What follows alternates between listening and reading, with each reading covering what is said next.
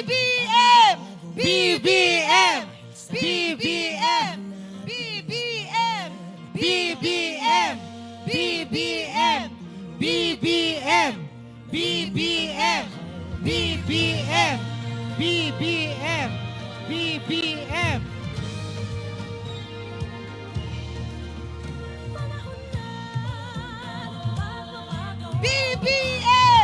BBM! BBM! BBM! BBM!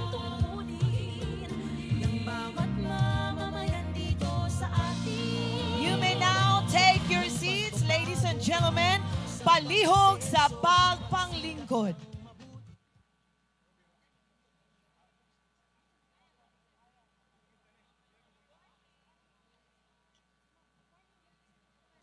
Good day, ladies and gentlemen. We are gathered here today for the ceremonial declaration of Misamis Occidental as an insurgency-free province. To formally begin our program, may we call on Tangub City Mayor Sabiniano Ben Canama for his welcome remarks.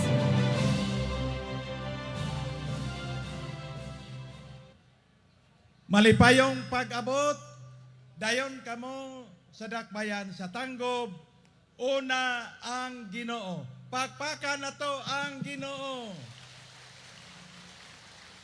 My respect to our honored guest, the President of the Republic of the Philippines, His Excellency Ferdinand R. Marcos Jr., Sir. Dignitaries from the different national agencies, Governor of Misamis Occidental, Attorney Henry S. Waminal, Congressman Sanso Fernando F. Waminal,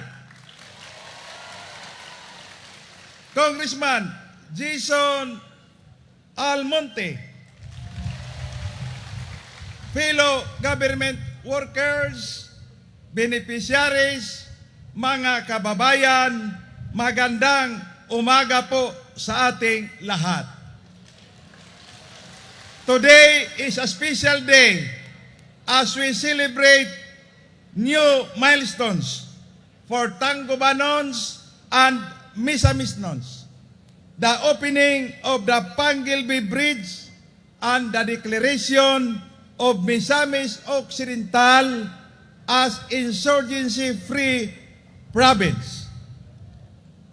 On behalf of the people of Tanggob, maraming salamat po, mahal naming Presidente Ferdinand R. Marcos Jr. for the gift of Pangilby Bridge.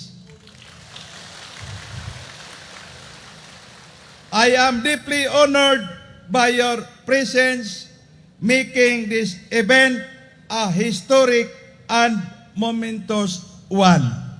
Mahal naming Presidente, ang Tanggob City ay nagpasalamat po sa inyo dahil sa bagong Pilipinas, kami po ay palaging nakatanggap ng mga serbisyo po. Salamat po.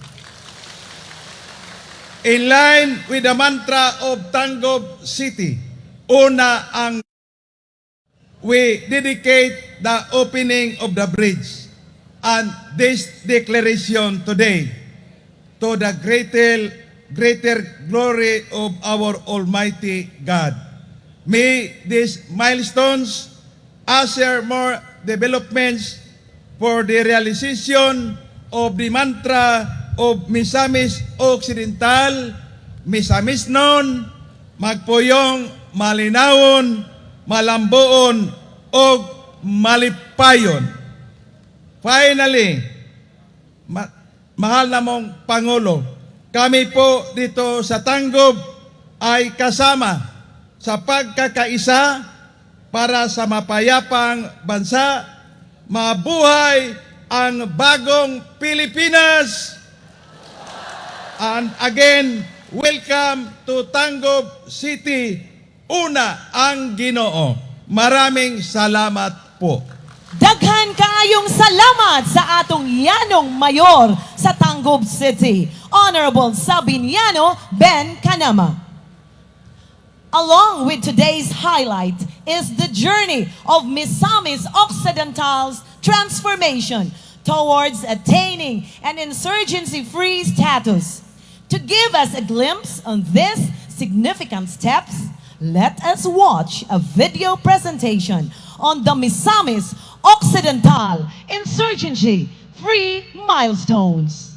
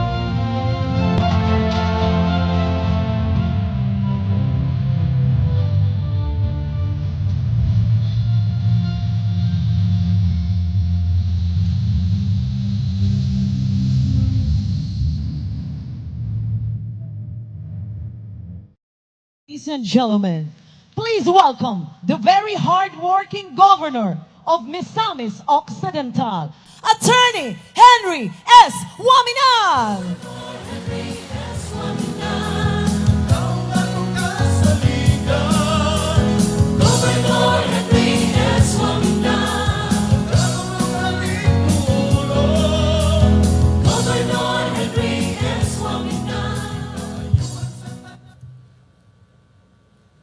His Excellency President Ferdinand BongBong Marcos Jr., sir, and I cannot just not to break the protocol, but I have to recognize this man who was also my colleague in the youth movement before, Secretary Teodoro of the Department of National Defense,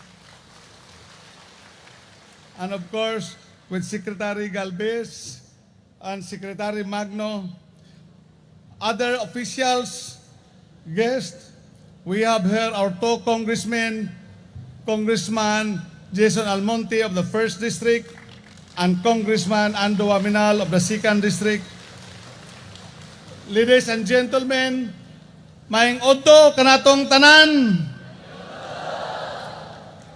I stand here today with immense pride and profound gratitude for this very rare opportunity that we have with us, no less than the President of the Republic of the Philippines, His Excellency President Ferdinand BongBong Marcos Jr., gracing two big events that are significant importance in the life of every Misamisnon and in the history of our beloved province. This morning, I had the opportunity to welcome our dear President and First Lady, Ma'am Lisa, during the inauguration of the long-awaited Pangelby Bridge project, which is the bridge of peace for economic growth and development. And this time, for this another historic event, the formal declaration of our province as an insurgency province. Thank you very much, Mr. President, for this unforgettable and meaningful privilege of sharing your precious time with the Misamisnon. Can we give a big hand to our President? Today, we are reminded of the long-trodden generational struggle, yet fulfilling journey to putting an end to the bloodshed caused by insurgency and to achieve this hard-earned peace. It was not an easy road. Those years of conflict, fear, and death challenged the resilience of our beloved province and the people, our beloved Misamisnons.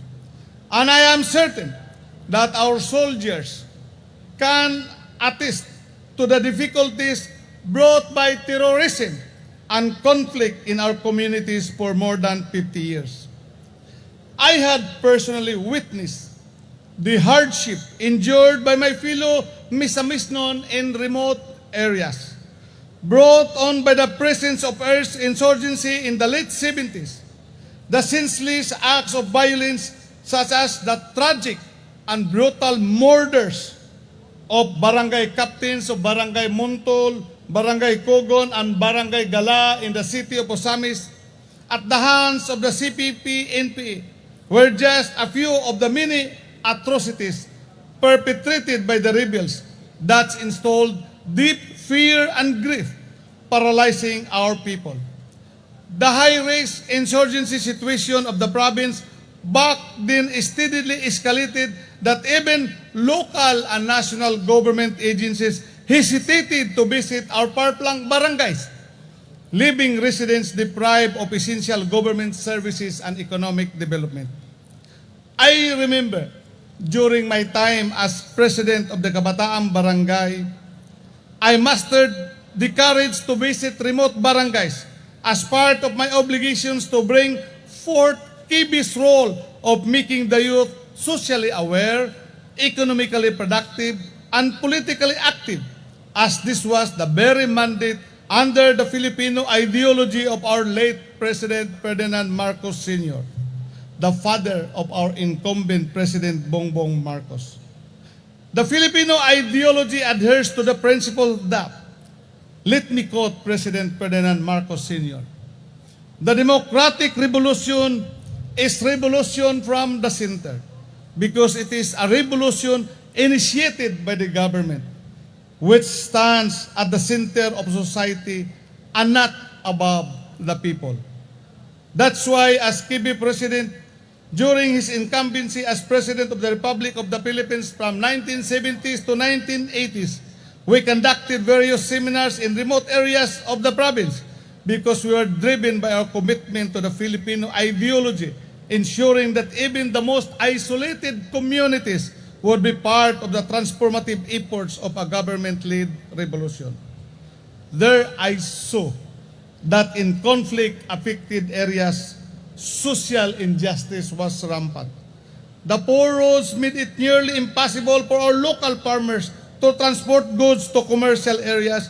Basic services like healthcare and education were scarce. Having witnessed these challenges, I made it an avowed dedication throughout my career as a public servant, from board member to vice governor and then congressman and now governor, to help the welfare of the marginalized people in conflict-affected areas. In line with this, allow me to share with you of what we have done to address the root causes of insurgency in the province of Misamis Occidental. During my stint as congressman for 9 years of the 2nd district of this province, we have focused and prioritized in building roads, bridges, and multipurpose halls in order to improve access to essential services and boost economic activities, allowing farmers to bring their products to market more efficiently. Recognizing this vital role of efficient road networks in addressing insurgency, we were able to concretize 90% of our roads connecting to the hinterlands barangay, thereby providing residents the opportunity to improve the socio-economic activities. This has greatly helped in the fight against insurgency, for where the roads begin, insurgency ends. Upon my assumption to office as governor of Misamis Occidental, we further strengthened our socio-economic programs and services, guided by our provincial vision of Asenso Misamis Occidental, which is encapsulated in our 5 M's vision: Misamisnon, magpuyong malinawon, malambuon og malipayon, Misamisnon, living peacefully, progressively, and happily. I have prioritized the improvement of our healthcare service through the construction of more than 1 billion pesos Asenso Misamis Occidental Medical Center with a 50-bed capacity of 500. We also focus in support with the program of our President on revitalization of our agriculture industry through our Asenso Rice Farmers Fall Assistance Program. We have also strengthened access to our youth to our college education through Asenso Pamilya, one family, one professional program, wherein we provided 25,000 allowance per semester per grantee to more than 3,000 grantees, giving more families the opportunity to have at least one professional family member that is gainfully employed. To win the hearts of the CPP-NPA Guerrilla Front Sindong, in collaboration with the Philippine Army, we initiated the cash reward system for rebel surrenderies, providing 500,000 pesos each to high-ranking CPP-NPA and 300,000 pesos each to rank-and-file surrenderies. All these programs and projects contributed to the ending of the insurgency problem in our province. And these efforts will not be possible without the continuous support of our national government, under the leadership of our Commander-in-Chief, our President, His Excellency Ferdinand BongBong Marcos. We are advancing toward the vision of Bagong Pilipinas, focus on unity and reform, which is built in the pillars of transparency, accountability, and efficiency. The vision guides us local leaders to strengthen governance and enhance the delivery of public services. With Bagong Pilipinas as our banner, we will continue to create proactive, responsive, and people-centered government that truly serves the needs of every Filipino, of every Misamisnon. And we are on the full swing of this, with the spiritual guidance also with our Catholic leaders here, our Archbishop of the Diocese of Misamis, Archbishop Martin Humuwad. Thank you very much, Archbishop. The unwavering support of our communities and the collective efforts of our government have transformed Misamis Occidental into a peaceful and thriving community. This is evident by the transformation of areas known to be rebel-infested, such as the Huyuhoy in Tangub City. I have pointed this area with the President kanina when we were at the Pangalbi Bridge, which has now become the home of one of our major tourism projects, the Asenso Global Gardens. And another example is in Sitio Tonggo in Barangay Namot in the municipality of Tudela, which is now a major tourist destination because of the construction of the Subanin Village. And very unique, it is the only Subanin village throughout the Philippines which has a swimming pool in the area. Furthermore, the Piduan Falls in Don Victoriano and Giwan Falls in Concepcion, which were previously undeveloped because of insurgency problem. And now, two of our national tourist destinations we can proudly showcase. In line with these initiatives, we have planned, and it will be next year, to construct a housing project in the hinterland of the municipality of Don Victoriano for former rebels who are there at the back. This project can be one of our tourist attractions, as this will commemorate our history of peace building and victory against insurgency. Our province was once also dubbed as a hotbed of a crime in the South because of the presence of the drug syndicates and the organized crime groups that has caused chaos in our communities and exacerbated our insurgency problem in the past. But again, our strong collaboration made us rise above the challenges. Mr. President, thank you for appointing our former provincial director of the police, who was the one responsible in the successful law enforcement in dismantling the drug organization. Now, our regional director, Brigadier General Jisen de Guzman, Mr. President. We are also grateful for the ayuda, financial assistance you have showered to our thousands of beneficiaries, from the presidential assistance for farmers and fisheries, which you gave to me when I was in Iligan City, and now the 10,000 beneficiaries who are here, who were our affected families of the JIDA. And they will be receiving the ayuda through our partner national agencies, such as the Department of Labor and Employment, headed by Secretary Laguisma and Director Aquino, who is here, who will be sharing the tupad later on, and the Department of Social Welfare and Development, headed by Secretary Gatchalian, and through our Regional Director Hamin, who is here, who have been instrumental in empowering our communities for providing essential resources and training to help individuals build stable livelihoods. And last but not the least, my utmost respect and salute to our courageous soldiers who fought tirelessly against the insurgent groups. Our security forces of the Armed Forces of the Philippine Army, led by Major General Gabriel Biray III, the Commanding General of the 1st Infantry Tabak Division of the Philippine Army, and my partner in advocating peace and order in the province, Lieutenant Colonel Jose Andre Monje, the former commanding officer of the 10th Infantry Battalion. Kami ang nagtudas, sir, diplomatic surrender sa 20 hardcore, 14 yung nakatanggap ng reward. Yung 6 lumaban ay nandyan na rin 6 feet below the ground. Your bravery, your determination, and your commitment to pursue peace has been the primary instrument in the victory over insurgency in our province.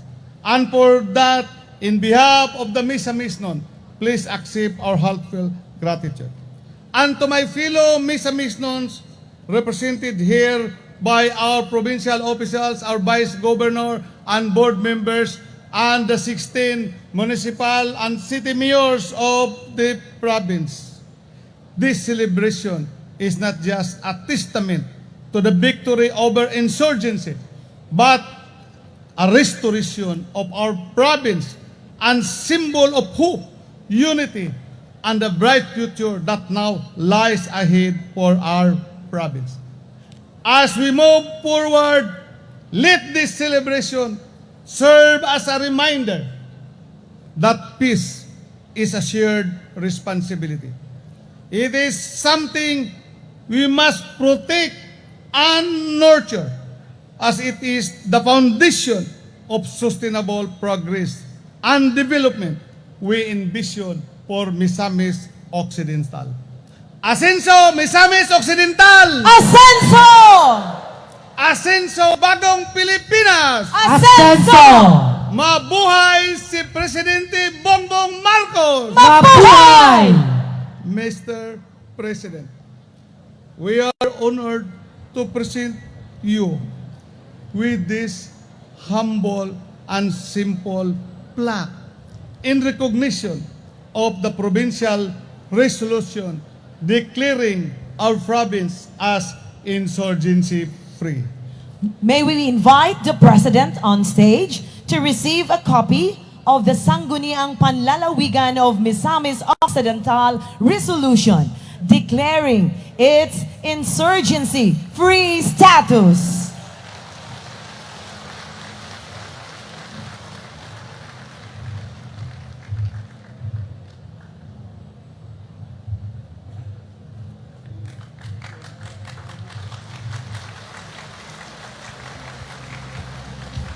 Thank you, Mr. President. Mabuhay ang probinsya ng Misamis Occidental! Asenso, Misamis Occidental. A round of applause, please.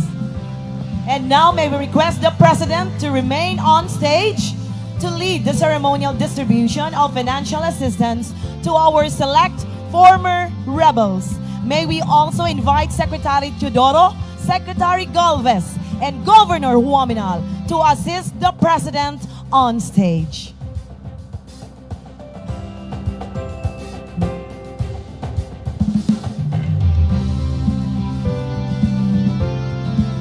The Department of Social Welfare and Development, through the Payapa at Masaganang Pamayanan or PAMANA program, provides the 120 former rebel beneficiaries with immediate financial assistance as part of their reintegration to the mainstream society. Each beneficiary will receive 10,000 pesos in cash assistance with a total amount of 1.2 million pesos. The momentous occasion marks a significant milestone in the government's continuous efforts towards achieving lasting peace and security, looking after the welfare of former rebels.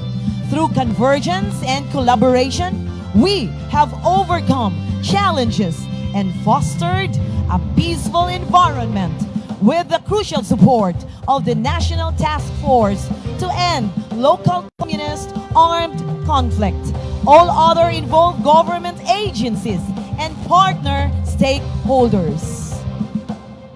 Isang matatag na Misamis Occidental para sa bagong Pilipinas!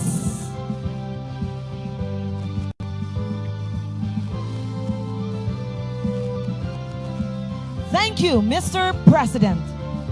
At this juncture, may we request the Department of National Defense Secretary Gilberto C. Teodoro Jr. to introduce our guest of honor and speaker. Ladies and gentlemen, the President of the Republic of the Philippines and our Commander-in-Chief of the Armed Forces, His Excellency President Ferdinand R. Marcos Jr. Thank you, Secretary Gilbert Teodoro, for your kind introduction. Please be seated. To the lead agency when it comes to our peace efforts, not only here in Misamis, but in all of the conflict areas. The Peace and Reconciliation and Unity Advisor, Secretary Charlie Galvez Jr.,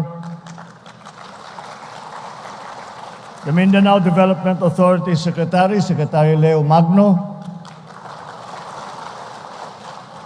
Misamis Occidental 1st District Representative Jason Almonte, Misamis Occidental 2nd District Representative Sancho Minal, and our, hindi ko na lang sasabihin old friend kasi mahahalata tayo. Pare-pareho, we were all together, magkasama kami together with Secretary Gilbert Chodoro when we were a little younger than we are now sa Kabataang Barangay. And we have been working together since then to our good governor, Governor Henry O. Eminal.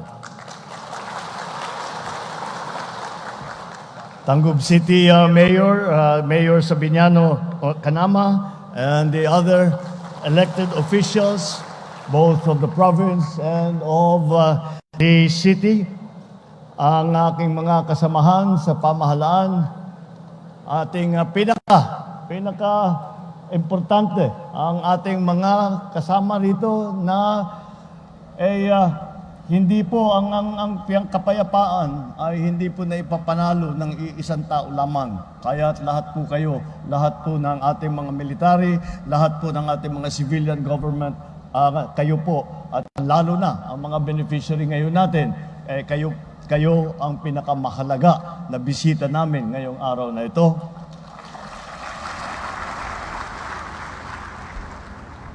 Ladies and gentlemen, good afternoon. We are gathered here today to celebrate a historic occasion, one that also took time in the making, the declaration of Misamis Occidental as an insurgency-free province. As I mentioned in my last State of the Nation address, we have come a long way in our quest for lasting peace. After years of consistent and resolute security, peace, and community building, we have succeeded in our campaign to end the decades of conflict in the 60 barangays in your province that were once in the clutches of insurgent movements.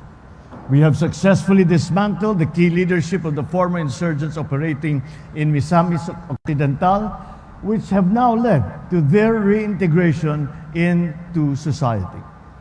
Thanks to the DALG and the AFP, we have provided peace, community development, and reintegration programs for those who have returned to the fold of the law. From 2021 to 2023, 51 barangays were identified as recipients of the Barangay Development Program, what we call BDPs, a very integral and important part of our peace efforts. As of September this year, 46 of those projects have been completed, 17 are now ongoing implementation. 44 of these projects are farm-to-market roads, 2 involve the construction and development of roads and bridges, 9 projects focus on water supply systems, and on the other hand, the remaining 8 projects are health stations, rural electrification, and the rehabilitation of schools. This strong collaboration among the national and local governments, the military, the police, and the community has allowed us to transform what was once a conflict-affected area into now a peaceful community. This transformation is evident in places like Oyohoy, like Tangub City, which has now evolved into a symbol of progress. In fact, one of the main tourism projects of the local government, the Ascenso Global Gardens, is situated in Hoyohoy. This is a tangible outcome of what our collective efforts towards peace and development can do. This demonstrates that peace brings more opportunities for growth, investment, and social services for future generations. Earlier today, we inaugurated the longest water-spanning bridge in Mindanao, the Panguil Bay Bridge. It will, of course, facilitate connectivity with Lanao del Norte. But more than that, this project intends to spur economic growth for the province and the opportunities for Misamisnons. The experience of Misamis Occidental speaks volumes about the importance of addressing the root causes of insurgency. Peace will neither be attainable or sustainable without accompanying development. And these things work hand in hand. Hindi natin maitapos ang Pangal Bay Bridge na napaka-importante kung hindi mapayapa ang kanilang pinupuntahan. Kung hindi mapayapa at makapasok ang ating mga construction para mabuo itong napaka-importante na tulay na aming in-inaugurate at binuksan kanina. This is why the aggressive implementation of socio-economic intervention by bringing investments in education, health, infrastructure, livelihood, help prevent the recurrence of conflict here in Misamis Occidental. It is our hope that through this administration's programs and projects, we will sustain the stability, the peace, and the progress in the home of all of those from Misamis Occidental. However, as we celebrate today's gains, we cannot rest here. We must remain vigilant against the emerging threats that undermine these hard-won gains. I ask the local government units of Misamis Occidental to intensify collaboration with various government agencies, partners, and other stakeholders to thwart any posturing or coming back that terrorist groups or any of their financiers or supporters may still be contemplating. Let us harness the power of peace to uplift the province, this region, and this nation to unparalleled heights. Let Misamis Occidental stand as a shining example of what can be achieved when we work for the greater good together. With us perpetuating the peace efforts that we made here, I know that soon we will be able to declare the entire country, the entire republic as insurgency-free. Maraming salamat po sa inyong lahat. Mabuhay ang Misamis Occidental, mabuhay ang bagong Pilipinas. Thank you so much, Mr. President, for that inspiring message. May we request the President to please proceed downstage for a group photo with all of the attendees.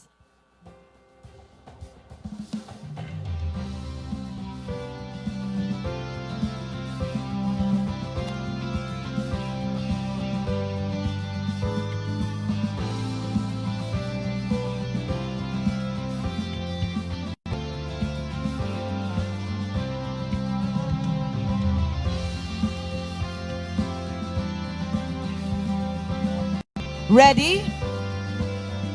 At the count of 3, 1, 2,